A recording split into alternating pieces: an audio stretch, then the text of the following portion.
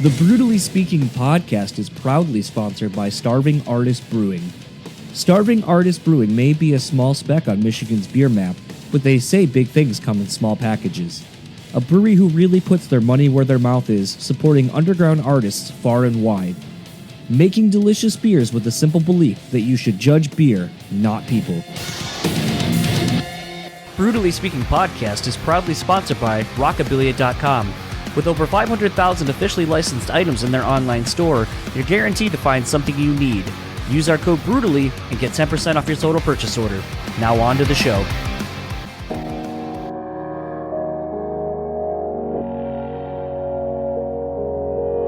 People say you have to have a lot of passion for what you're doing. This rings true because it's so hard that if you don't, any rational person would give up. It's really hard. And you have to do it over a sustained period of time. So if you don't love it, and if you're not having fun doing it, you're gonna give up.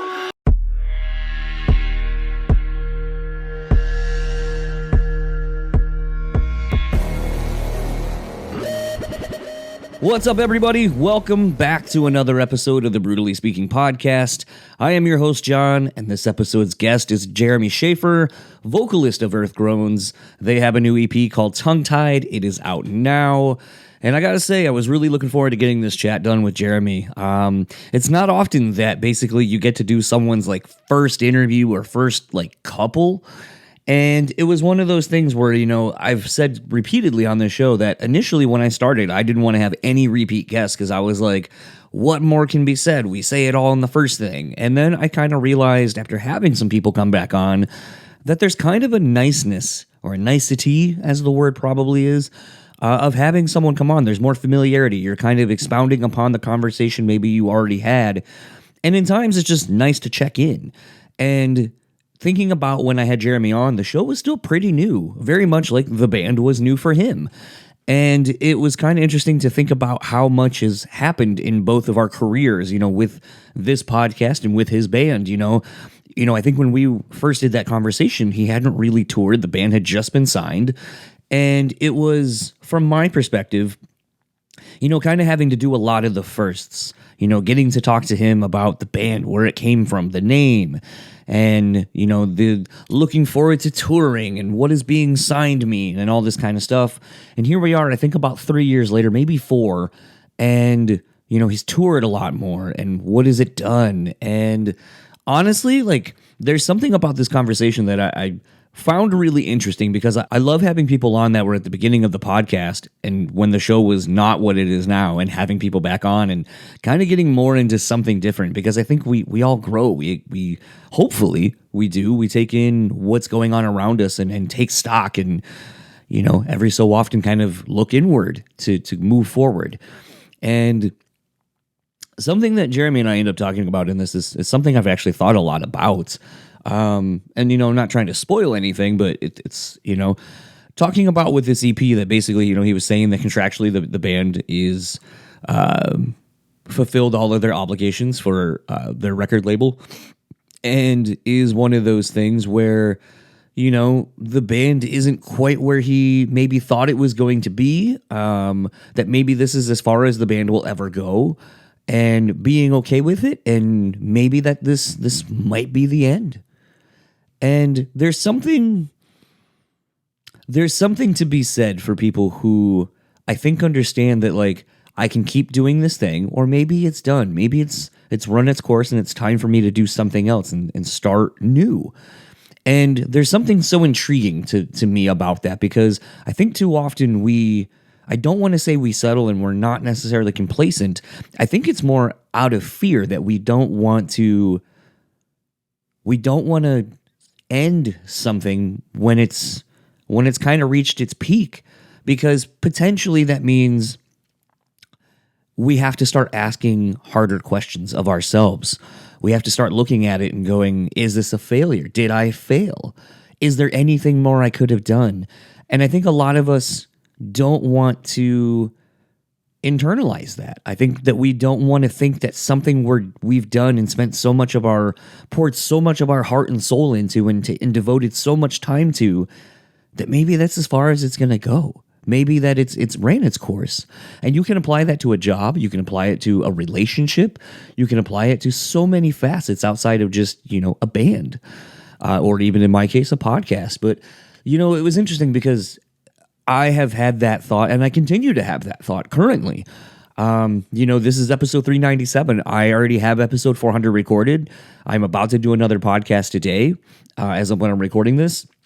But I'm about to go on vacation for like 10 days. And my job right now is just super overwhelming. Without getting into super specifics, lately it has been like pulling teeth to fully staff my store, trying to do interviews, having people who don't change their availability day in and day out.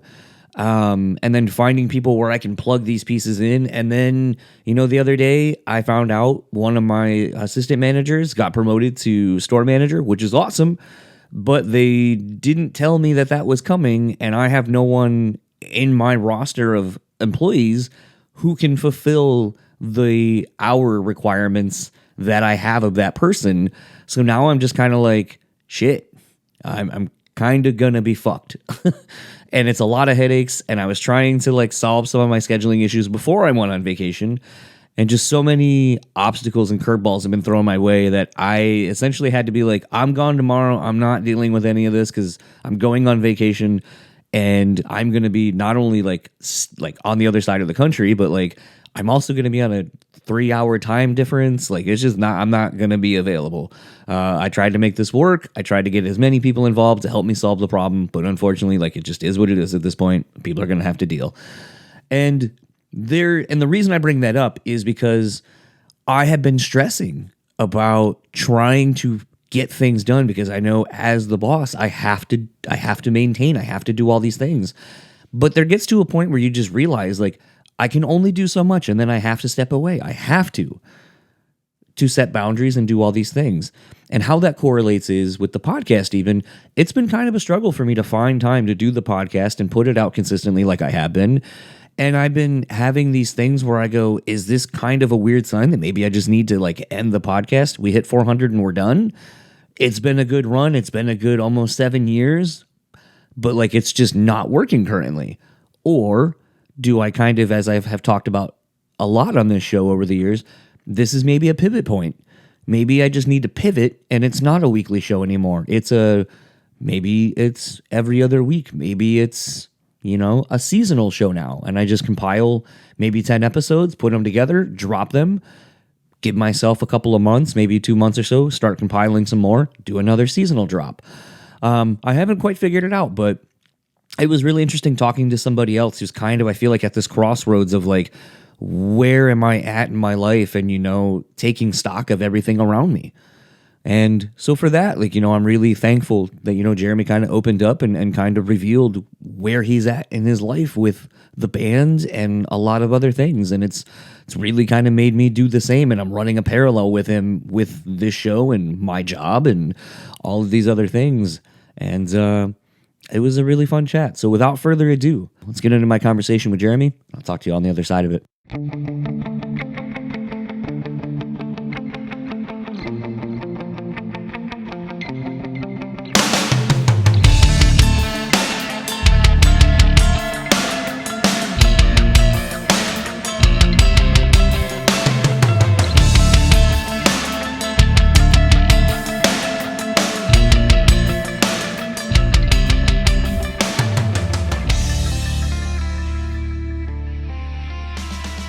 Good.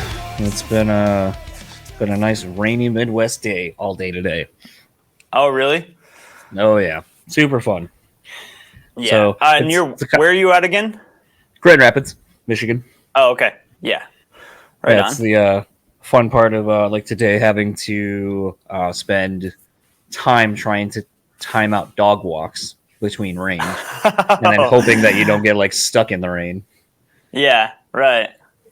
Because my dog's the kind that likes to play in it, and then we'll also get kind of upset. Like if it's not a slow drizzle and she's been out in it getting acclimated, she'll just like she'll be like, the other day it was raining. She got about like 2 houses down and then just literally stopped, sniffed, kind of like sighed or whatever, and just turned right back around to go home. And I was like, really? Like you're done. Like you just decided like we're done. We're done. This sucks. Yeah, not great. I mean, I fully back the decision, but it was also a thing where I was like, this no bueno. That's funny. It's been funny. Like I've been thinking about,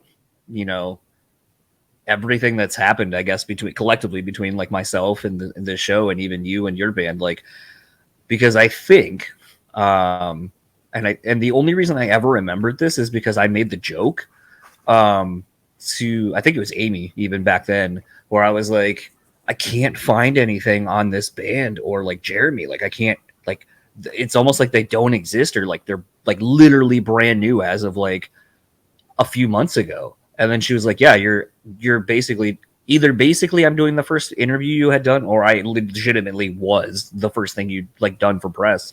And to think about how much you've done since, like it's so funny to think of, like, I've seen your band tour like through here and in general. Like I think at the time of us talking, you really hadn't done any shows out of your home state and home area.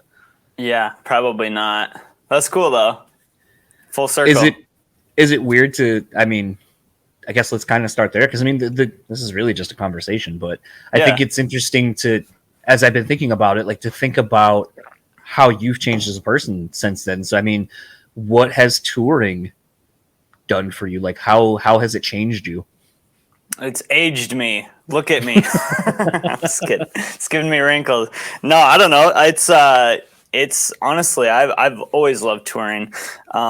I started touring when I was in other bands when I was like 15, 16, I think was when I did my very first tour. And I've just like, that was my first taste of it. And I was like, yo, I need more of this in my life. And this band has been the one that's done the most. And it's been awesome. I don't know how it's really changed me, I guess, other than it's made me a more like a thriftier person because when I'm on tour, when you're on tour, you're not making good money and you're trying to figure out ways to, I guess, save money and stuff like that. So it's made me a thriftier person, I think. But I don't know if it's really that it's really changed me all that much, other than I've just gotten to see a whole lot of the world, and it's been really awesome. And I enjoyed it a lot. I really enjoy touring. So I don't know. I would almost feel like the being thrifty would have been a life lesson you learned when buying a house or starting a studio. Yeah, you'd think, but I mean, it's just like the only thing, I'm like the closest thing that it comes to being a homeless person while owning a house at the same time. Because I base my friends will say the same thing. I'm like I dumpster dive and I don't know. I just I'm just very, very thrifty. So I don't know. That's one thing that, that I've learned over the touring years is just how to save even more money and how to be how to live on the road comfortably. And so, yeah. This might be a weird parallel. Do you feel like because of that, because I would assume that I mean, I'm sort of the same way. Like, I mean, it's funny sometimes when talking to my wife and she'll be like, oh, I only have like X amount of hundreds of dollars to like make it until the next paycheck after paying bills and all that kind of stuff and having all your basics met. And I'll think to myself, I could probably make that last like a month or two. If I had to. Oh yeah, definitely. And it's interesting to think about that, because I feel like that's something that inherently it's kind of a learned skill, I think, just from probably growing up as such and just knowing that like you don't throw shit away, even if like you don't like food. Like I grew up pretty, not like poor, but like you don't open another box of cereal until the one is done. You don't throw food away. You'll save it for you'll make it last for another meal or something if instead. Yeah, for sure. And there's things like that where I feel like there's a slight disconnect between my wife and I at times, even though from all accounts, like we grew up essentially the same in the same kind of households and so forth. So it's just kind of interesting to me that like when I hear something like you say something like that, like I'm the most frugal person, I'm basically homeless without being homeless, that I feel like potentially that attitude and that nature probably makes touring for you not as, I don't want to, I'm kind of trying to figure out my way through it, but I feel like whereas a lot of bands like maybe starting off or touring would be like, yo, we're going to go do this, we're going to go do this, and then basically come home and they have no money and they have nothing to really show for it. Like they might have experiences and so forth, but that they don't, I guess, appreciate's the only word that keeps coming to mind, and that's not the word I want to use. But I feel like because of your background in that and how you are as a person, I feel like it allows you to get more from touring. I guess there we go. It allows you to get more out of the touring. Yeah, for sure. If you have like the mentality, like the expectation that I'm going to go into this tour and I'm not going to make really any money, but I'm going to, I guess, just enjoy, be very present in my situation, no matter where it is, even if it's like you're just chilling in the street outside the venue for a few hours, like, yeah, I think that it opens your eyes a little bit more to see the world outside of just like, oh, I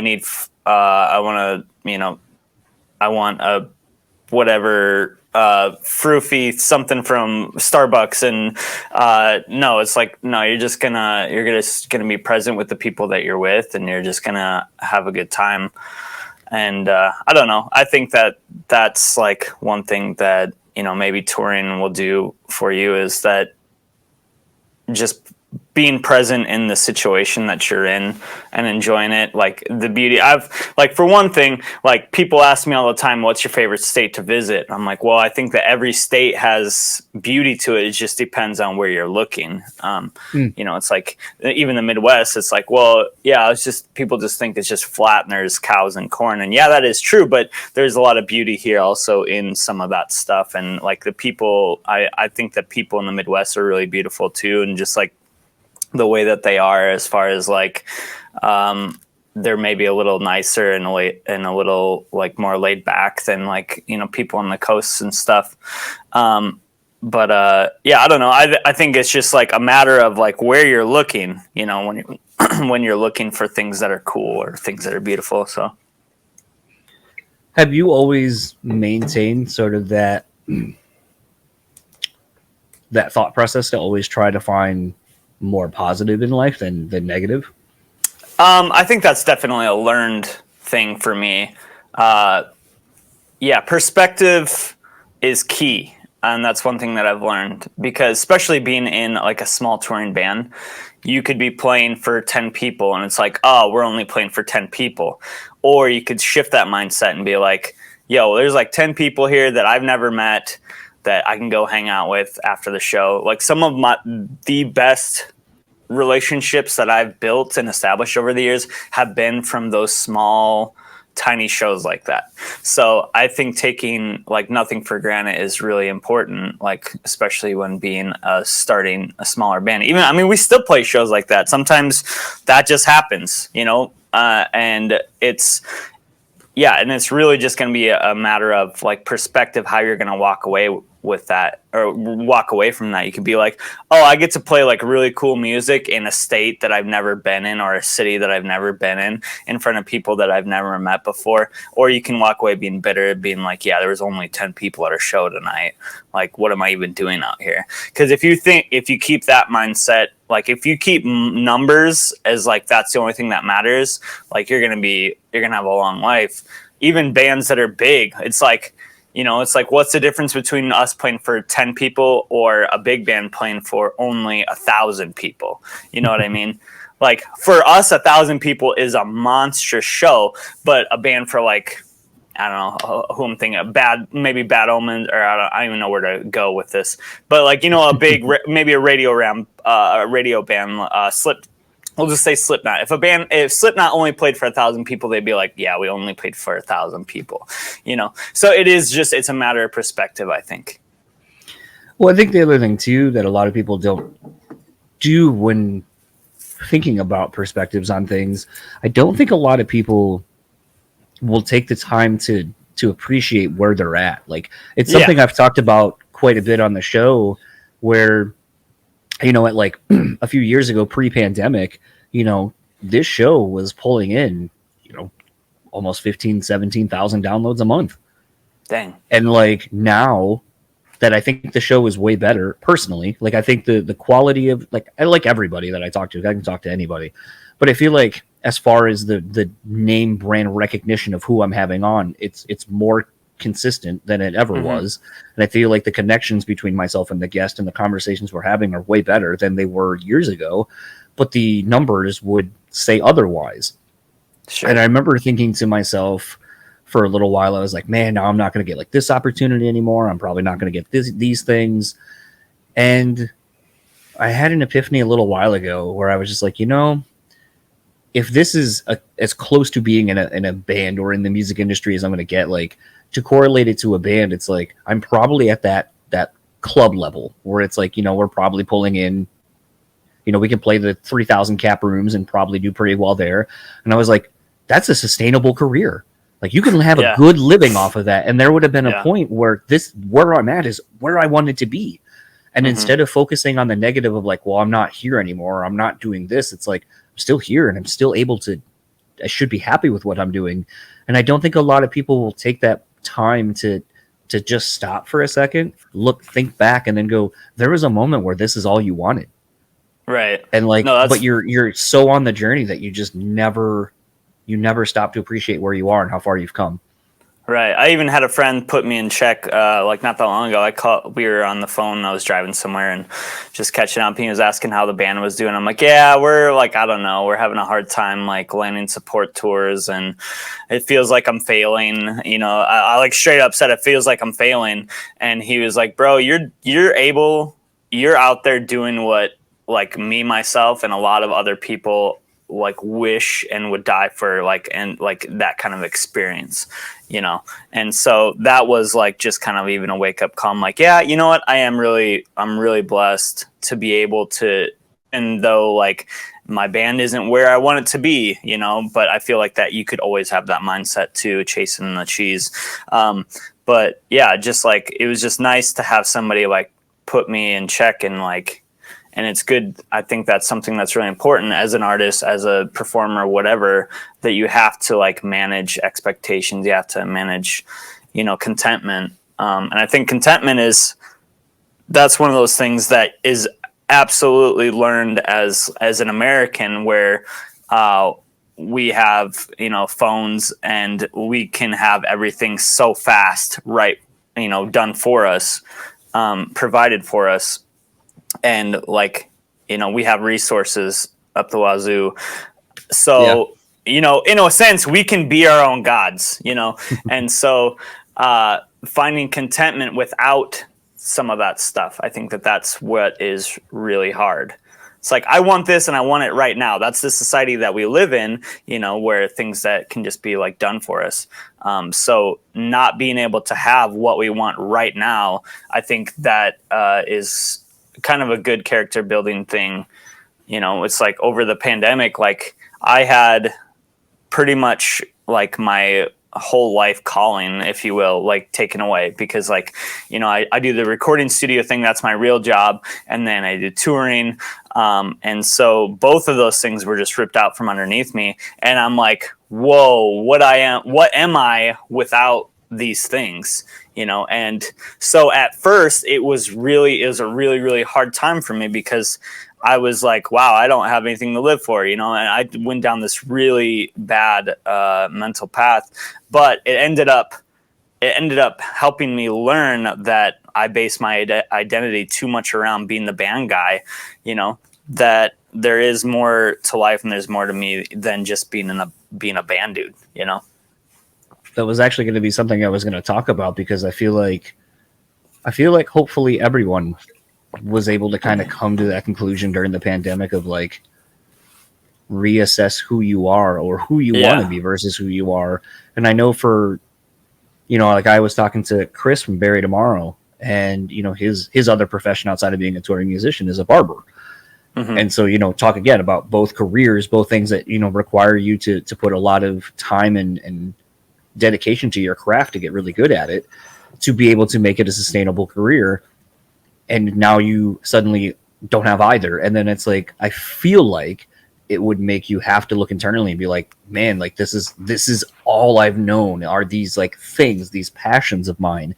Who am I without them? And then when you strip yourself away of your quote unquote identity, I mean, I think, you know, the running joke for the longest time, and if you're in the like the music world, isn't necessarily that you're known by your actual name. You're known by like your band name. You're like, oh, you're Jeremy Earth Groans, or hey, it's Earth Groans, or it's like, you know, it's things like that it's so disassociative at that point when it's all stripped away. And then it's like, well, then who am I? Right. And like, I feel like the other side of that too is so many of these people have been doing it since pre-adolescence, basically. So then you're like, okay, I literally know nothing of my life without this being the most focused part of it. Yeah. So who am I now? Right. For sure. How? I mean, I feel like from watching from afar, I feel like something that you did, I think like a lot of other people, is you kind of leaned more into music as kind of an outlet during the pandemic. And it seemed like that was kind of the beginning twofold for you doing the covers and so forth. Yeah, definitely. Yeah, I mean, two things that I started doing during that came out of the pandemic was one, I started, well, actually there's a few things, sorry. I started looking to other ways that I can create, because if I'm not creating, I'm dying. Like, it's like, I really, like, I need to be creating all the time, whether it be, you know, producing records or writing music or performing, whatever.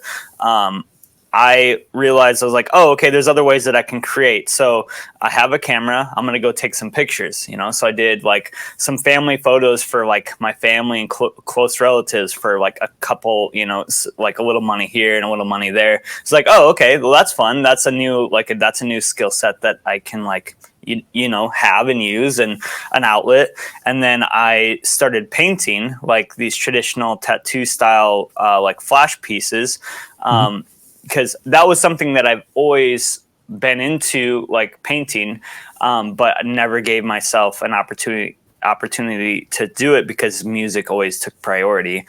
And so I started doing that. I started doing like 2 or 3 a week, and I started selling them. I put them up, you know, to help pay for bills because I wasn't making an income from the studio. And people stepped up and just were paying me double what I was asking. And it was just a really cool thing to see, like, you know, people out of the goodness of their hearts were like overpaying because they knew that I was like having a hard time. So that was really cool. Not only that I was getting to like paint and like use that, you know, artistic side of me, but also just like restoring my, you know, because like the world was crazy, and like I was like, oh my gosh, like mankind is effed. But like that was cool, just to, like, you know, be reminded of the goodness of people's hearts. And you know, and then the other thing was just like starting to do like vocal covers. And that was cool because it really, like, it's made me such a better vocalist. Because like, you know, I always thought like this equivalency of like doing vocal covers is like the equivalency of like starting like an old like 80s bar band, you know, and going like, that's how you make your income. And it's like, I didn't want to do that because I felt like a fraud. I'm like, you know, real artists make their own music. But no, like, yeah, obviously they do, but they also learn from other great artists before them, you know. So it was cool to kind of like jump into like a learning seat of like, wow, like a lot of these vocalists do vocals way different than I would do, whether it's placement and cadence or, you know, pitches, stuff like that. And so, you know, copying some of like what they were doing or covering what they were doing was like a really eye-opening and like just a learning experience to see how other vocalists do, you know, things. And it's like, you know, I was learning new techniques that I had never learned before, and I was, you know, doing cadences that I had never done before and stuff. So all the way around, it just made me a better vocalist. So that was, you know, awesome. Well, I feel like the other thing it sort of showcased too was your ability to like dial in vocal chains and stuff from a producing standpoint. So Yeah. it kind of was almost like a multifaceted thing where it's like it's showcasing that you know how to like, and most of them are like one camera angle from what I recall. Yeah. But it's still a matter of probably syncing up audio to video. So like doing Yeah. some like silent tech stuff there. It's showcasing your vocal ability. People probably found out about your band because of these things. Definitely. Yeah. And then once they find out that you also can, you know, are proficient at recording, now that unlocks kind of another avenue for you to grow your brand, essentially, of you as a person. Yeah, definitely. Yeah, so it was great. I like, you know, I didn't expect it, but like both TikTok and Instagram really like took off pretty well and are still growing. And because of that, yeah, like I would say probably at least one person a night will come out to our shows and be like, hey, I found out about your band because of your TikTok or because of your Instagram reels. So it's like, well, yeah, obviously, why not? I mean, like, you know, like being known for my covers is not what I want as a band dude. I want people to know me because of my band, but Right. you know, whatever works. So, well, it's almost like a Trojan horse of sorts at that point where you're just like, all right, Yeah. like, yeah, this is what'll get you in here. But hopefully once you know, the door has been opened, hopefully at that point you enjoy the rest of what I have to offer, right. which I mean, kind of speaking to, you know, becoming known for something, are you surprised at how many people have like just clamored on to the mustache? Yeah, I don't know. It is an interesting thing. Because like I started it as a joke and you know, it turned into being like my branding, you know. Most people know of Earth Groans by like the vocalist with the big mustache. You know, it's like whatever works. You know, some people wear masks, some people like, you know, paint themselves or do whatever weird stuff on stage so that people remember them. But it's like I just grew a big mustache and like, and people know me, you know, as like the metalcore mustache dude now. So whatever works. Has it become a thing where like in the day and age now where I feel like bands have to have something else, something to kind of market, you know, from a marketing standpoint, does it ever get to a point where like management, I mean, and I would assume like your label wouldn't do this, but I feel like there has to be some sort of potential where it's like, you can't shave it. Like we need you to have it. Like, and I don't really know any other way to say it other than just so plainly like that, where it's like it becomes this thing that it's so to you and the band, and it makes you more stand out from the rest of your contemporaries to a degree. Right. That I could see it being a thing where behind the scenes, like there's conversations where it's like, yeah, man, you can't shave that, or if you do, it has to be for something really big. Yeah. But like, have you even thought about it from that perspective? Like how? Oh yeah, like, I definitely have. I'm like, yeah, if I shaved my mustache and showed up at like on tour, people would be like, who's this guy at the merch table? You know, it's like this, like, where's the vocalist at? So yeah, that would probably be like a real thing. You know, obviously I don't think we get dropped from the label or anything like that, but it like, yeah, I've always said that we would lose fans if I shaved my mustache off. I legitimately do feel like that could be a thing. Like, as dumb as it is to admit that and even vocalize it out loud, I do feel like there are people who, for whatever reason, so identify you and the band to your ability to grow a mustache that if you cut it off, that they would be upset. Like, like physically, like literally upset, like to where you would get comments about it, you would probably get DMs about it, and you're just like, it's hair, I can grow it back. Yeah. I remember maybe these stories aren't true, but I'm pretty sure they are. A long time ago, like bands that would sign to a major label but didn't have tattoos, the label would be like, you know, here's $1,000 a piece, go get tattooed because you have to look the part. If you get on stage with, you know, no tattoos and whatever, like, I don't know for whatever reason, tattoos mean you're a successful band or what it means, but it's like you got to look the part. So there is truth to that story. I do know, and I'm not going to put the bands and or people on blast, or not even blast, but I'm just not going to like say the names because I do know legitimately that there are people who have been signed, and it's not that the label said here have money to go get tattoos, but that the write-offs. Because it goes toward your imaging and stuff like that, which is how you are marketable. So I do know. And then there's even examples like I know Johnny from the Browning literally got both sleeves done in like back-to-back days. And like, I'm just like, there's no way I could go through the process of getting a whole sleeve in one day, let alone then being like, let's do the other one now. Right. That would... the toll that your body would take would be rough. I feel like anymore.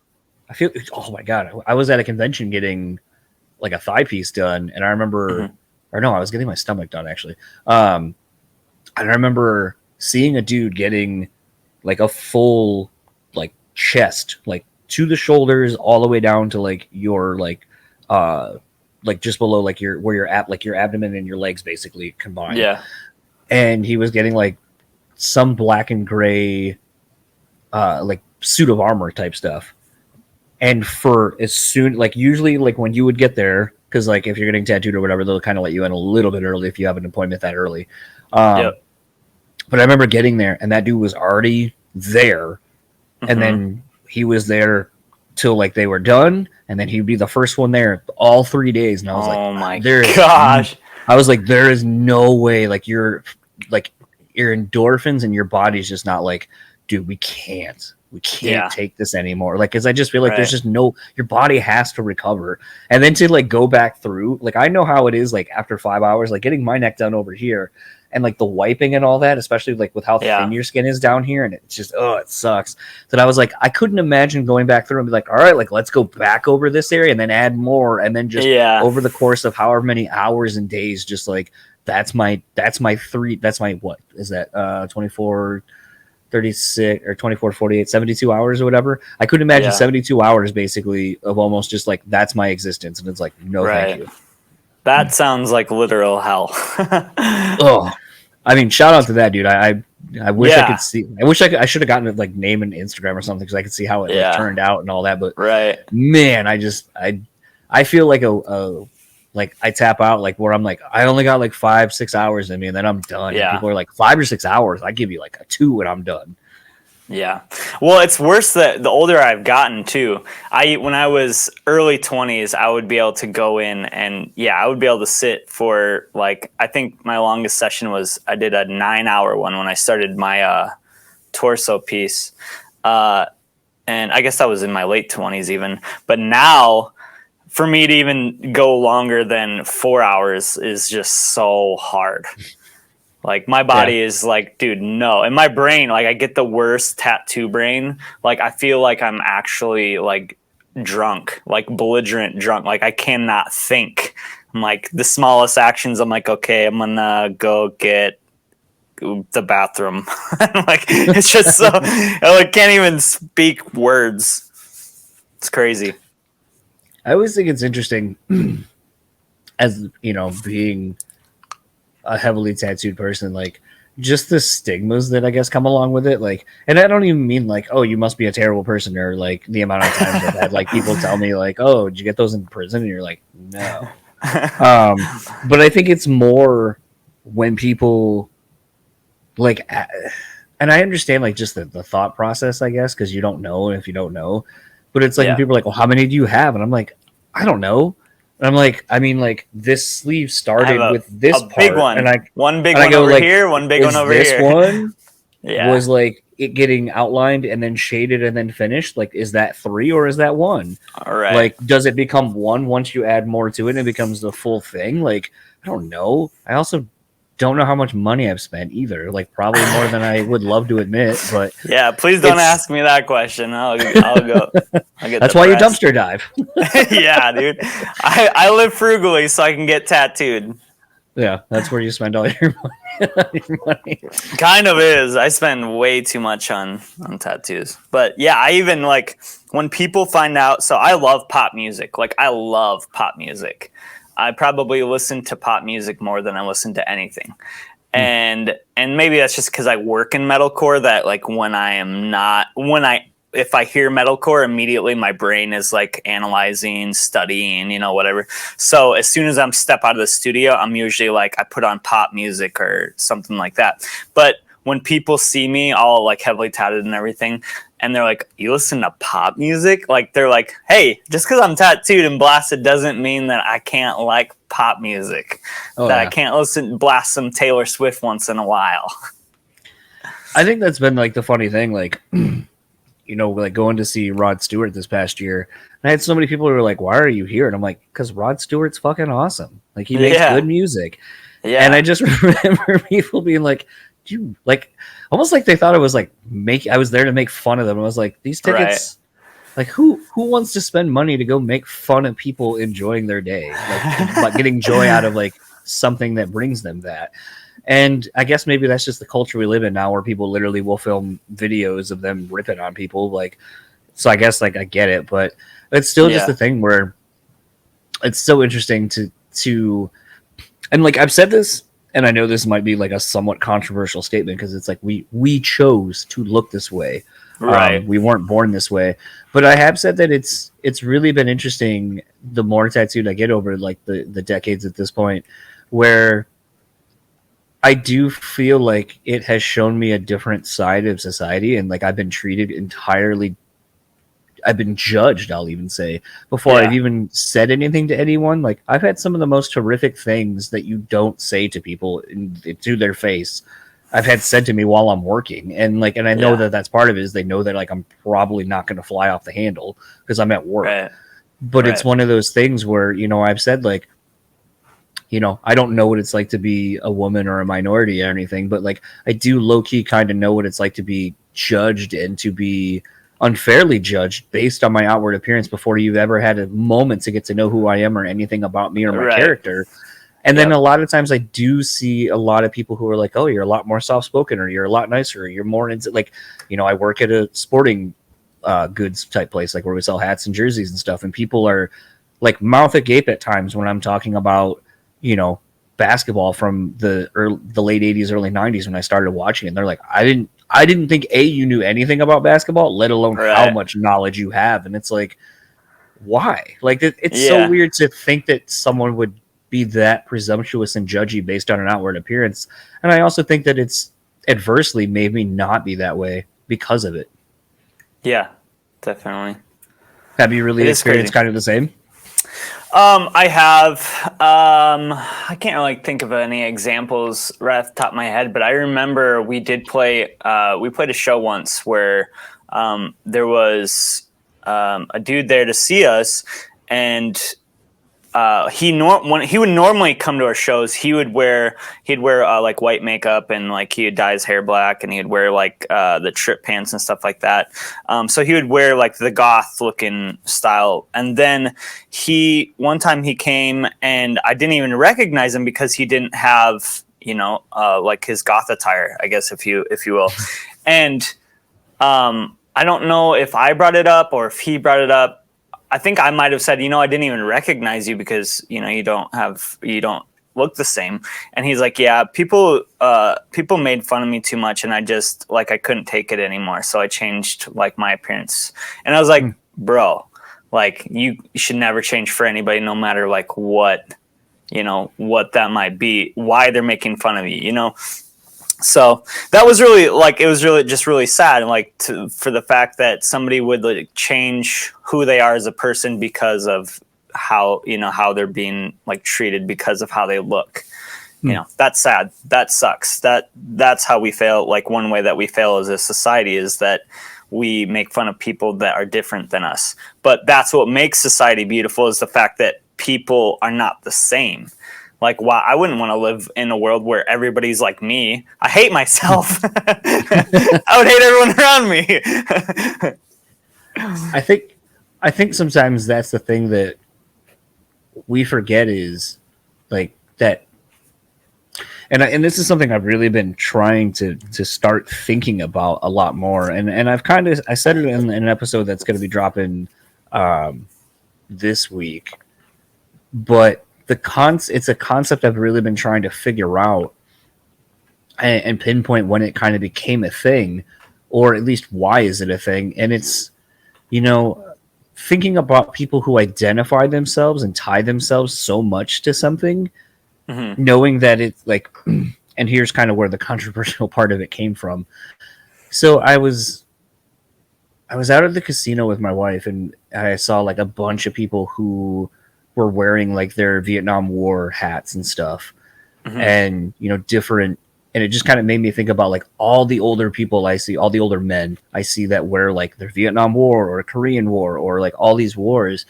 And by and large, anyone I've ever talked to firsthand personally, it's not a good time, especially like back then when you were getting drafted and like it wasn't a choice. You just had to go, and you had to do a lot of horrific things when you were so young.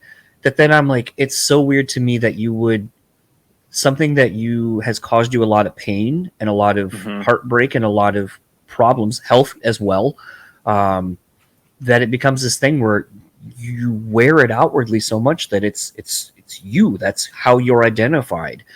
And I've really been trying to figure out why we as people kind of put so much of our identity into things that cause us pain. And we're like very hard parts. Like, I guess I understand the idea of like, I survived, and so therefore like it's a badge of honor. But like I said, when you talk to these people a lot about their experiences, there's not really ever any happy things they're telling you. So I just don't understand why people, I guess, trauma bond with their identity to this thing. And so when you kind of start thinking about that on a larger scale, like the other thing I've been thinking of is like politics. I don't remember growing up people talking about politics and making it be their end all be all on everything of who they are. Whereas now you'll literally have people like, I'm Trump supporter to the day I die. I'm pro-Republican. I'm pro-Democrat. I'm pro-whatever.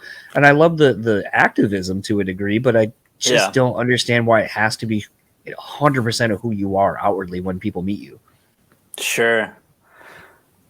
Yeah, that is a crazy thing. It's like we just need to be. That's a weird thing. I mean, I don't know. It's so weird. It's such a weird, and I'm sure maybe there's a thing about it, but like when I try to explain it to people, and those are my only reference points, they're like, "Well, yeah, but like there's other," and I go, and I can do it with other things, like I guess you could say like fitness or whatever. Yeah, but it just, or even sports teams, I guess to a degree. But it's weird when it's something that you would kind of deem negative and doesn't really impact your life for the better. Right? Why do we do that? Yeah. That's a weird thing. And I feel like maybe the only thing I've come to is that it's some level of you're a part of a fraternity of sorts. Right. Yeah, some kind of community, whether because there's other people that share in that stuff too, Yeah, but at the same time, I mean, I'm sure a lot of people are like, why do you want to live in a van? and dumpster dive, it's like that life sounds terrible. So I don't know. It's funny because like it's something that I always am jealous of, and it's something that like in my life there's been a handful of moments where I can pinpoint where it's like I was kind of faced with an opportunity and I could have either gone this way or I could have gone that way, and I just realized I had my hands behind the microphone very well for that. But it was one of those things where I realized, a friend of mine was on Ozfest and was homesick, and basically like someone in the crew left, and he's like, dude, do you want to like join the tour? It's not much money, but like, you get your food, your per diem, and your food's provided for you on the tour. And then as soon as this tour is done, like this next tour is lined up, and, we can probably have you on that. And it's one of those things where I think about where those bands are. One of them, was in this moment. So it's like, I mean, seeing where they are at this point, like all these years later, that it's like, it's hard for me not to think about where life could have taken me if I would have gone down that avenue. Sure. But then I think about the grinding of like what a tour is, where it's the hurry up and wait game. It's sitting at a venue. It's being gone for all these things, not seeing people, seeing them very infrequently. And then it's like, could I do that? And sometimes I think I could, and then other times I'm like, I just don't think I could. I don't think I have it in me to be gone that long. Right. It definitely takes a special breed of person to be able to do the touring thing. And I totally get it. And I somehow am one of those breeds where that's all I want to do. You know, I'm even like pursuing like live sound front of house now because I want to be on the road all the time. So, but I've toured with guys that like they did one tour that was their first and last tour. You know, because it's just like the idea of what tour is like versus what tour is actually like is very like kind of a misconceived, I think. You know, and so you know you just got to do it. And I tell every band that I meet, you should at least do one tour just so you know what it's like, just to experience it and say that you've done it. You know, have some of those experiences where you're sleeping in the van and you're driving all night through the mountains to get to the next stop. You know, whatever. But I don't know. I just think it's one of those things I think that every band should do just to experience it, whether they like it or not. They at least have an idea of like what that lifestyle is like. Are you someone who likes to drive or no? I do. Yeah. I love to be up front. If I'm not driving, I'm usually sitting up front because I really like to see what we're driving through, you know, and I like to be like present in the moment that we're in, even if we are just driving through like the Midwest plains of Kansas, where they're like, Kansas is probably, again, I believe that every state has something beautiful to show, but Kansas might be one of the most boring states to drive through. But like, I still like to be up front, like just taking it in and like, yeah. But yeah, I do. I like driving. It's fun. I always have. I'd probably drive the most out of my band. But I almost kind of like that. Maybe it's because I'm a control freak. I don't know. I don't trust people. Is there a moment that you can think of when making a drive where you're like, I'm so glad like I'm awake and I'm doing this? Like, do you have a memory that just comes to mind? Oh, there's so many places where there was one time where we drove up Highway 1 in California. It was our first time. Was it our first time on the West Coast? I don't know. It was one of our earlier times being out west, and we had an off day. And I remember we pulled over early, or like we drove till, I don't know, probably like 8 or 9. And I'm like, it was dark and we were just about to go up Highway 1. And I was like, yo, I think we should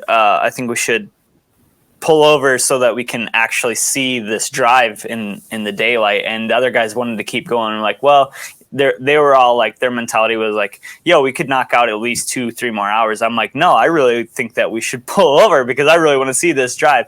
And so I finally talked everybody into like, we'll just pull over here and hang out.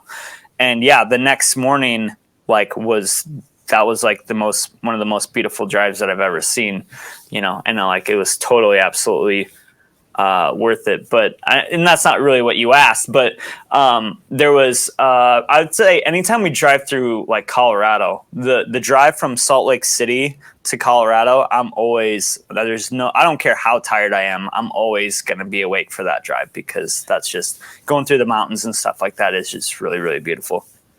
I'm about to do part of that in the next week or so. We're going to Vegas and then driving from Vegas to Zion National Park and then driving back to Vegas and then flying to Salt Lake and then going for a couple of days.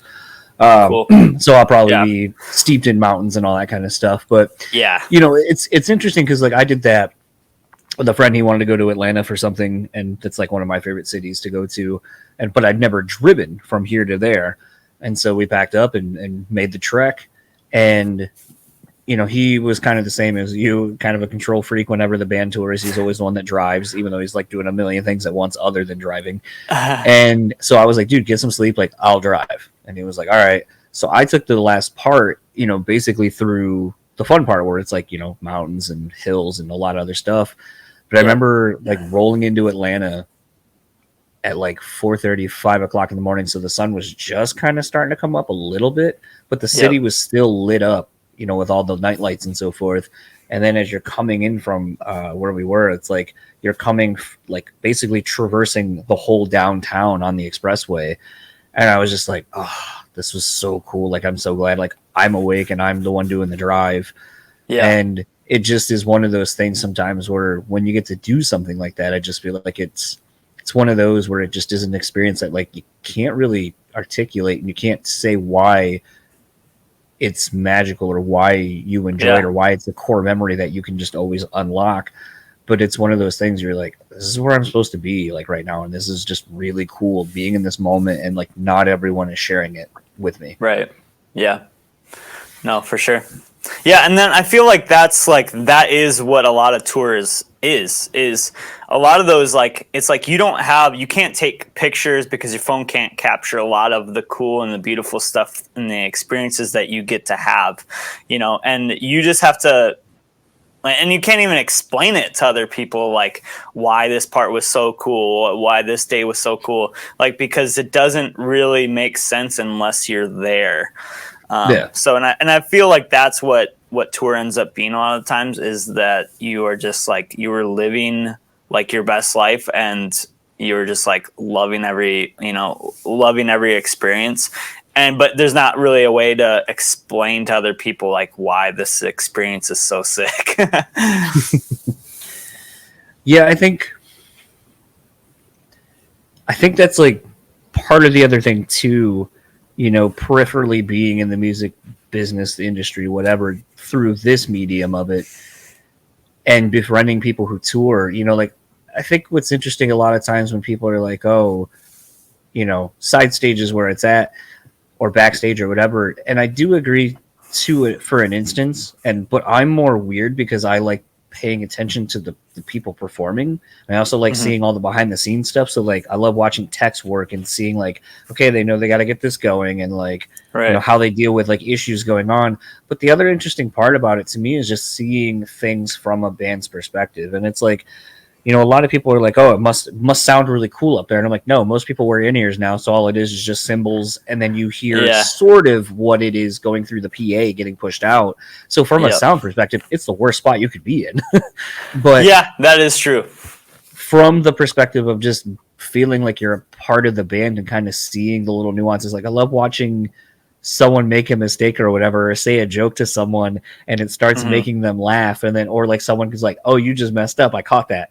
And it's like, by and large, people probably won't even recognize that happened, but it's that little bit of like humanity in the chaos of the show, especially, you know, metal and hardcore and all that it just makes it feel more real and vulnerable, I guess. Definitely. That's something that I've like really, I used to go up and be like, okay, I have to go up and be the most professional, like performance robot, like no mistakes, no, you know, no fun, whatever. You just like get up there, perform well for people so they buy merch, you know, whatever. But now, like, I think I totally view it differently, where I go up on stage, and maybe this is part of realizing that like, I don't know how many more tours I'll get to do in this band. Like, or just like when the whole thing, like, I think that was one thing that COVID showed me, is like, this industry is super fragile and it can be ended overnight. You know, it can be ripped apart, you know, that fast. So going up on stage now, I think I have a little bit different mentality, where it's like, this could be my last show. So I have a little bit more fun. And if somebody screws up, I don't get super bent out of shape about it. Or if I screw up, I don't get super bent out of shape about it, you know, and I mess with people while we're on stage, you know, and whatever, just like, we have inside jokes on stage, whatever. I think that it just makes it a lot more fun. And it's like, I think that even people in the crowd, like when I see other bands do stupid stuff like that, I'm like, that's funny, that's cool, they have a personality, you know, and it's less about thinking of them as like an idol and more as just like, oh, they're just another dude, you know, just doing the thing and having a good time. As you were just talking there, you said something, and I feel like it's the second or third time I've heard you kind of say it in passing. You've mentioned a time where like the band may not exist, and that it could be soon. What does the finality of Earth Groans mean? How does it make you feel? Because it feels like you're very at peace with the idea that like after like this EP and whatever touring cycle we do around it or whatever else we have like on in the upcoming might be it. Like, Yeah, it seems like you're just very at peace with it all. Yeah, well, I haven't always been that way. I've lived and breathed Earth Groans for the last like 7 years. That's like what I do, what I spend most of my time doing and thinking about. But I had to swallow a pill, and some days I'm still working on swallowing that pill, that, Earth Groans might not ever be anything bigger than what we are already. We're growing slowly. Every release we grow a little bit more, but we haven't taken off. We've never been like a big ticket band. We don't have the overnight success story like, some bands like Knocked Loose and stuff. And so anyways, what I'm trying to say is that I have to swallow the pill that Earth Groans might not ever be anything big. We might not ever be like a very profitable band or like that, something that I can like, rely on 100% for my income. And so, yeah. And that's the unfair part about the music industry is that, when you have a job, usually to climb the ladder, you start at the bottom and you keep working hard, you stay consistent, and over the years you'll climb the ladder. But in the music industry, that doesn't really exist. I mean, yeah, sometimes you can climb the ladder, and you'll watch a lot of your colleagues and your friends climb the ladder a lot faster than you, and it's just one of those industries that you might stick with it and work hard and whatever, do all the right things, but it might just not work. And then that's the unfortunate truth of the music industry. And like, I used to be really bitter about the fact that I'm like, I don't understand why we're not getting these tours or this tour. And I'm like, you know what? Sometimes it's just the right thing at the right thing at the right time.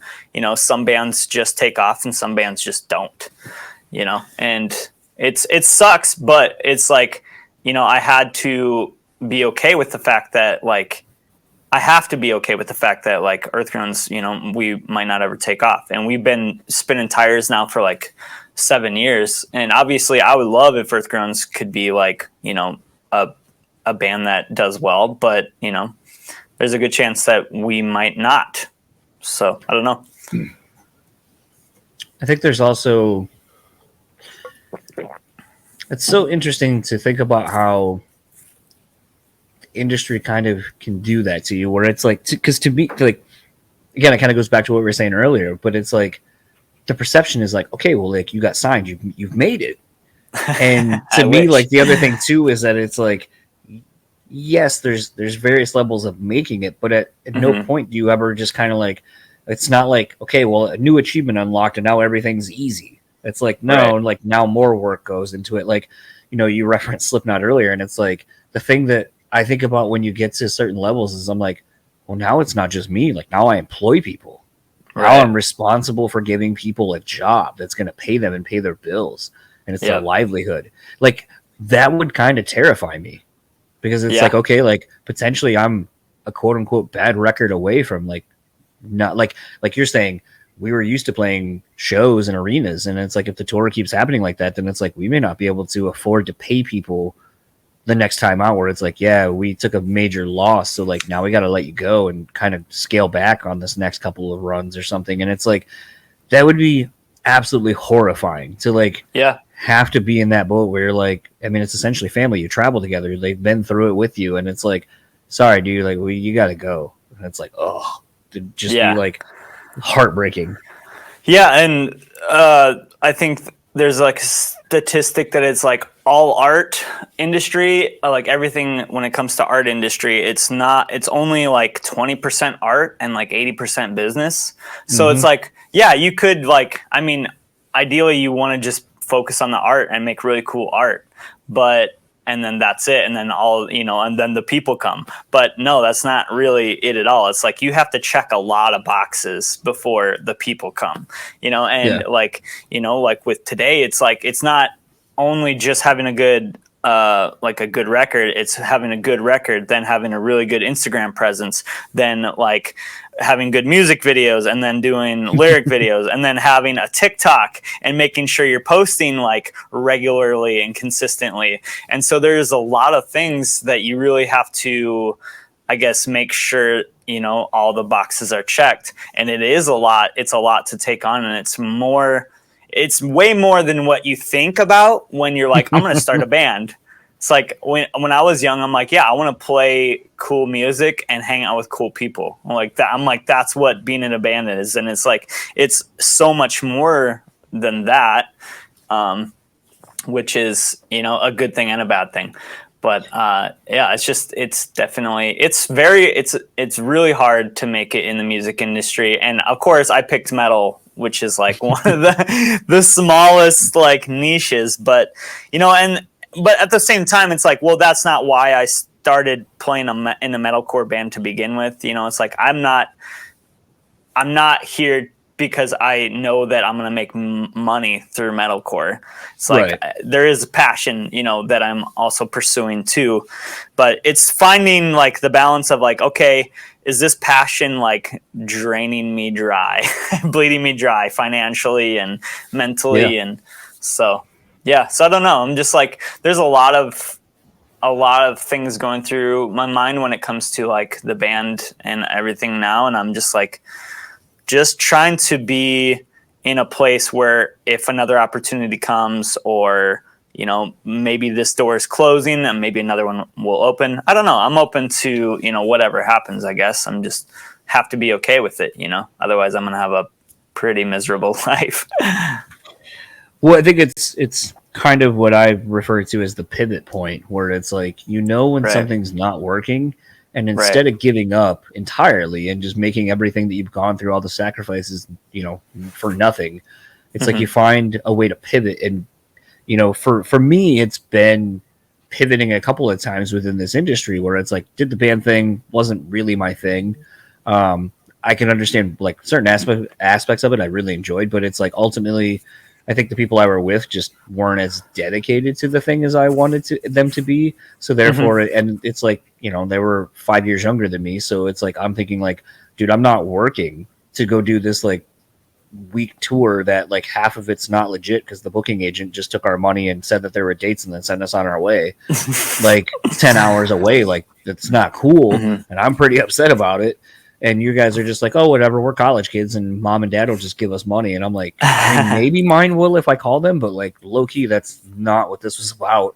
Right. And so it's like pivoting from that to putting on shows, which taught me something else entirely about the industry, which is also why I've ruined going to shows for myself. Because now I think about guarantees and contracts and all these other things. And, I can't help but run numbers in my head. And instead of just enjoying a show typically. And then, it's about writing about shows. So, it's been pivoting each time. And this has been the one thing that I've done, for 7 years now, where I feel like the work that I put into it has paid off. I can see growth for the most part. I've had, taken this way further than I ever thought I would have. But it's still a thing where I knew if I would have kept going the way I wanted to or where I was, it's just not where I was meant to be. And so like finding the pivot point and realizing like you just kind of need, I don't want to say have a backup plan, but I think you just kind of need to be real with yourself at times. And I think it sounds like from my perspective, listening to you talk, that it's like you've already hit that with Earth Groans. And I kind of find a beauty in that it's like, because I feel like anything you do now is just icing on the cake from here on out. Yeah. Whether it's like another year or it's like 10, it's all icing on the cake now. Yeah, for sure. Yeah. And I think, like it's pretty much with anything that you're doing, like even if the Earth Groans were to like hit it big, it's like, there are still points like in your life. It's like, when I think of like, I remember the drummer bass player of Beartooth quitting right when they hit it huge. I'm like, why would he do that? Turnstile. Yeah. It's like, why would you do that? You have it all, but it's like, well, from the outside, yeah, maybe it looks like they have it all, but like mental health or whatever else is going on inside, it's like, it's not worth it. The pay and like the fame and all that stuff, like it's not worth it if inside you're dead, or you're just having a hard time or whatever, so I almost kind of am envious of people like that, because it's like, how hard it would be to walk away from something when because I mean, let's be real, for the most part, touring world and the music world is all about things you're doing way down the road. So, I mean, it's like when you're recording, we know we're going to put you on the road for X amount of time. Then you're going to go record. That's going to take X amount of time. From there, whatever the lead time is to get vinyl and get everything ready to go and get all the announcements locked up, probably some tours around that, because we need to drop these tours and these announcements and these teasers and all that other stuff. All this other work has to get done. The music industry is one of those things where it's like you can very quickly see what's about to happen for your next 5, 6, 7 months. Yeah. And I find it very commendable that if you see all that and your first thought is, then it's like, get off, because it's because all this, it's going to get way worse before it ever gets better. And like I said, like the amount of people, like the dude from Turnstile that like left right before Glow On came out or whatever. And people were like, I bet that dude's kicking himself now. And I'm like, I bet he's not. I bet he's just like, oh my God, thank God I don't have to like be in the middle of a tour and then have to go do a TV show, fly on a red eye, be jet lagged, sound like crap anyway because it's coming through TV, and then fly back to start the tour. And then like for the however many hours that was, it may bring more people to the show or may get more downloads or whatever, but it's like, you don't know. Right. And it's just like, I would be like, yeah, I don't know if I want to do that either. Right. Well, and that's where I think it brings it back to all about why are you doing what you're doing. It's like, are you doing it because you want to be famous? Are you doing it because you want to make a lot of money? Or are you doing it because you're passionate about it? So like at the end of the day, I think that like the inner motive is really going to determine a lot of like your happiness and, so. Kind of one of the last questions I have for you, because it's something I've thought about, and I know it's something we talked about in our first chat, but it's something, having just seen Andrew from the Ghost Inside, he just moved away from where he lived in Lansing. And I remember, and it's a very obvious reason why he left with his prosthetic leg. The Michigan winters and all that kind of stuff are very brutal for him. No pun intended. And so he just needed to be somewhere where it was consistently nice and he could, move around and be more mobile. And he's closer to his bandmates at that point. Yep. But it's one of those things where in this day and age, you kind of can do anything from anywhere. Yep. But it still makes me question, have you ever thought of moving away? Because I feel like you're so, for lack of a better term, isolated from a lot of things that I feel like it would be better for your business to be somewhere where it's a little bit more accessible to a lot of people. Sure. Yeah. I've always said that I won't live in South Dakota forever, and I still believe that. My thing is right now is it works really well for me to be here because I own my property. I've had it paid off for a long time. I have a tenant that pays me like while I'm on tour, so it makes sense right now. But when this chapter closes, and I don't know what exactly that's going to look like yet, and maybe that's coming, then I feel like it would be smart for me to have a reason to move. And I know that what you just said is a reason, but it's like I can't move to LA if I'm going to like for a touring gig. It's like, how do I pay for rent while I'm on tour? So I am definitely going to move. It's just a matter of when and how. I'm not sure. It's like I've been all over the country a few times now, sick brag, but I still haven't decided like what place is the best place that I want to move to. Because I think most likely I will move for whatever calling is calling at that time, so if it's, a studio job, like if a studio job presents itself, absolutely I'll move in a heartbeat. I just tried out for Crystal Lake. Well, not just, but like 6 months ago, I tried out for Crystal Lake when they were having the auditions. I'm like, this might be an opportunity for me to move from, South Dakota. I'd move over to Tokyo. But I didn't get I didn't get it. So obviously that wasn't it. But yeah, I think that eventually I will move, but it has to be right, and I'm just still kind of waiting for that time. And if I had like a direct motive, like, oh, I want to move to LA because I want to become an actor, it's like, yeah, that would make sense. I could move to Nashville because I want to, be a producer, but I can do that here as easily as in Nashville. I don't know. It's a tough thing, and it's something that I still think about probably every day, especially like, as we just completed our contract and stuff, and like, it's like, well, maybe it's time for something new, or maybe, it's like I think about moving more now than I ever have. But I feel like for the sake of being smart and not like moving somewhere and going bankrupt or whatever, it's like I have to have a good plan in place and a good reason, so. Yeah, absolutely. It's one of those things. Like I said, I know like you can bounce. Like I think about it too with like Josh Schroeder, because he lives a few hours, like 2 hours away. Yep. And I always joke with him that I'm like, I can't believe you get the bands you do to come to the middle of nowhere in Michigan to like be there. But like I do know that lends something to the recording process. Like, having the Butcher Babies on, and even Adam from Lorna Shore a while ago. Because a lot of these bands, Michigan's cold and winter for a handful of months. And it's funny to have them be like, when you're in the middle of nowhere and it's snowy and it's bad out and you literally can't do anything, it's like it kind of forces you to have to focus on the task at hand, and just that's why you're there. Like, you have no distractions. So I kind of feel like it's twofold. Like, I feel like where you live is kind of a help probably in that, like, where it's like you're here to work, you're here to create, like you're not here to do all these other things. But I do wonder if you would have more success from a business perspective being somewhere that's a little more accessible to get to, closer to an airport and so forth, if that would allow you to have more success in your recording career. Yeah. No, there's definitely some possible truth there. It's just like, it's, it is a gamble no matter which way I do. If I stay here, it's a gamble. If I move it, it's also a gamble. So I'm just trying to be the smartest, about it, because I could move to Nashville, and honestly, it could be the worst idea, so I don't know. But yeah, like, there's definitely, even if I did move to like my dream scenario is like move to a place like Nashville or, Phoenix. I love Phoenix. Phoenix is probably the first place that I'd move if I did move today.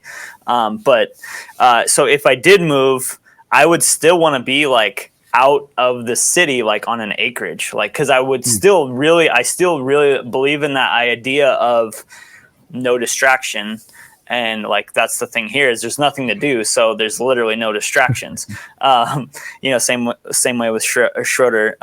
So yeah, even if I did move to like Phoenix, I would still I would love, my dream scenario would be like to have a studio out on an acreage, 20 minutes outside of city or limits or whatever, so that it is still like, yeah, we're here, we're gonna focus, there's no distractions. So, but kind of last question for you from a recording perspective, I guess. Sure. Or I guess even as just an artist and vocally and all that, what is something that you would like to do that may surprise people? Oh, now that is a good question. I think I mentioned it earlier, but I think that a new thing that and maybe this wouldn't surprise people, but I think being a front of house touring guy, like doing instead of doing studio stuff, I would like switch gears and I would be like a front of house touring guy for bands. and that way I can just be out on the road more. I like I said, I love touring. I love live sound, like the live show atmosphere, everything about it. At least when I told my friend this the other day, he was surprised that I had said that, because he's like, man, I thought you were like studio till you die, and like, I always thought that. I've always favored studio over live sound. But that's been like a new endeavor, kind of like a new, I guess, kind of a new flame that I'm like pursuing or going to be pursuing. I'm not sure yet. But and that might honestly be my way out of like my way of moving, is like if I get like a really cool, live sound gig, or what I want to do first is I want to try it out, actually do a tour as a front of house guy and make sure that I enjoy it. If that is something that is really, because I could just like move somewhere and then like it turns out that I hate doing front of house, so I think I'm going to try it out first. And then if there is like, a connection there, like that might be something that I would pursue. Absolutely. Last question for you. Where can everyone find you, or anything you would like to plug online? Sure. Yeah. So the band has a website, earthgroansmusic.com. From there, of course, we're on Facebook. Earthgroans Band, I think, is our handle. Instagram and Twitter is all just Earthgroans. We're on all the socials. I'm most active probably on Instagram. But if you go to our website, earthgroansmusic.com, you can, that will, it has pretty much all the resources from music videos to merch, all that good stuff. If you are into the vocal cover stuff, I do have a TikTok and an Instagram, which is just, my handle is just Jeremy_Groans. So you can go check those out if that's something that you're into. Awesome. Well, it was good getting to chat with you. Sorry for the delay, several delays in getting this to happen. No way, man. It's fine. Totally, all good. Yeah. It was totally good to kind of reconnect and just kind of see where life's journey has taken us over the last couple of years since we talked last. Yep. Well, enjoy the rest of your evening, and I'm sure we'll cross paths down the road. Yeah. Well, I appreciate you having me on and making this work. So. Yeah. Have a good night, man. All right, dude. We'll talk to you later. So that was my conversation with Jeremy, again, of Earth Groans. I want to thank him a lot for being malleable with, trying to get this lined up. As I said in the intro, like, my job has just been throwing me massive curveballs. And honestly, I keep talking about trying to be more transparent on this in these intro and outros, and that they're going to be kind of for me, and knowing that inevitably people are probably just going to skip over these or leave YouTube comments and shit about, like, skip to this part, and this is where the interview is. But ultimately, it's one of those things for me where, I do sometimes go back and listen to these, and I kind of remind myself of things I'm thinking about or things I'm doing. And it's kind of an accountability thing. But I also think that maybe, like I said, I know there are people who listen to this that when I say something or I talk about things I'm feeling, I get feedback now about people being like, I feel that same way, or something you said in this conversation really stuck out to me. But it is one of those things where, one of the things I ended up doing was I was supposed to do a podcast with Jeremy, and I was supposed to do another one with somebody else. And I was having a real serious, I wouldn't call it a disagreement, an argument. I was just having a real conversation with my wife. And it was one of those things that, like, that was the priority. I needed to put the priority on having that conversation and letting it happen as it needed to happen, so we could work through things that we were dealing with, some struggles that we were going through. And I realized that, like, walking away to do the podcast was not going to be where I needed to be. My headspace wasn't going to be right. I probably was going to be a little bit more angry, upset, over emotional, whatever it would be. And I knew that's just not the way to go into doing a podcast. There is a certain mentality you need to have. So I want to thank Jeremy for being malleable, like I said, because it allowed me to deal with things I needed to deal with in my job. And then secondly, that I needed to deal with things in my marriage. And those are more valuable. And sometimes I think we put stock in the wrong thing. Sometimes I think we feel the need to be everywhere and everything to everybody. But sometimes the focus really needs to be on one singular thing, and that's where all your attention needs to be. And because of that, I feel like the conversation I had with my wife, like in the week or two, I think at this point, I think it's been about 2 weeks since then, I feel like we're on a way better wavelength of communicating. We know where each other are. It's just kind of a reset to a degree of allowing us to kind of check in and figure out what some problems we were having and work our way through them. And I think, again, kind of going back to the overall theme so far of the intro and outros, and I think of the show too, of the conversation, was just kind of being honest with yourself and really knowing what you want and understanding that you need to take a step back sometimes and figure out what it is you want and how to get it, how to best approach it. You know, something that I think is really interesting to me, and when we were talking about where you live, Jeremy lives, and I'm not saying this like to be mean, there is the perception, and I would say if you are in the music industry, like living where he does in the, you know, Dakotas, I think North Dakota, it's probably a great state, probably a great area, and it probably works for him. But when you're in the music business and you probably have to tour, like flying somewhere probably isn't super convenient, maybe. Flights are probably a little bit either more expensive. He has to accommodate for a connecting flight or two, especially with his recording studio. Might be a little bit harder for bands to kind of get there. But that also might be the beauty of it. Like I know for a long time, there have been a handful of people that, you know, are from here in Michigan and Grand Rapids. And it's one of those things where I kind of think about, you know, like look at, and I talk about him all the time, but Josh Schroeder lives up in Bay City, a couple hours away from me. And it's one of those things where I feel like he's so good. I feel like he could do more business and his business would be possibly more successful from a financial perspective if he lived somewhere that was a little bit more easy to get to. But I do also see that, and I have talked to the people, obviously, that have worked with Josh, that it's almost that isolation, it's almost that being away from everything that actually works to the band and the producer's advantage because there's no distractions. There's nothing to do other than focus on the task at hand. And I think sometimes that's something I think a lot about is where do I need to be happiest? Where do I need to be my best self? Sometimes I think it's here. But other times I think about moving and what does moving look like? What challenges or opportunities will that present? And again, these are conversations I have to have with my wife, who, you know, obviously is a huge part of any decision I make. But it is interesting to just kind of think about that as I get older, to think about the changes in our life and where do we want to be and what do we want to get out of this life? Because we only have one. So lots of deep thinking from me on this one that I've been thinking about since having this conversation with Jeremy. Anyway, start wrapping up the show. If you would like to keep up with Earth Groans, you can find them on Facebook at Earth Groans Band, Instagram at Earth Groans, as well as Twitter. You can go to earthgroans.myshopify.com, pick up some merch, see a lot of the different stuff they have going on over there. If you would like to keep up with Jeremy, you can find him simply at Jeremy_Groans on both Instagram and Twitter. If you would like to keep up with the podcast, you can find us at Brew Speak Pod on pretty much any social media platform. If there is a way to rate, review, or subscribe this podcast on whatever platform you're using, please do. It means a lot. Any feedback I get is greatly appreciated.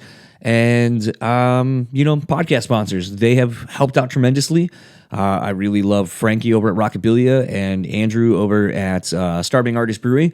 So if you would like to go support them, please do. Rockabilia has a lot of great merch. They're doing so many killer collaborations right now.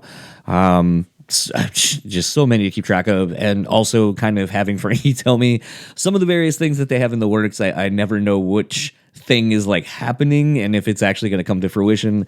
There's been a cool few items that he's been trying to get off the ground that if they do will be really cool. But in the meantime, go support them for supporting us. And on that note, this is the end of the episode. I just want to say thank you to everyone for listening. I am 100% going on vacation. I am literally finishing packing and we are leaving later tonight. We'll be gone for 10 days, so I will not put out a new episode in that time. It may be a week once I get back before I can really get going on the interview I'll do today. And just enjoy. I'll probably post a flashback episode and just be like, hey, check out this one. In the meantime, that seems to work and satiate people, maybe checking on an episode that they kind of passed over and gives me a chance to highlight an episode that I've enjoyed from the almost 400 episode back catalog I have. So for the Brutally Speaking podcast, I'll talk to you all later. Enjoy your day, enjoy your week, and I'll see you all next time.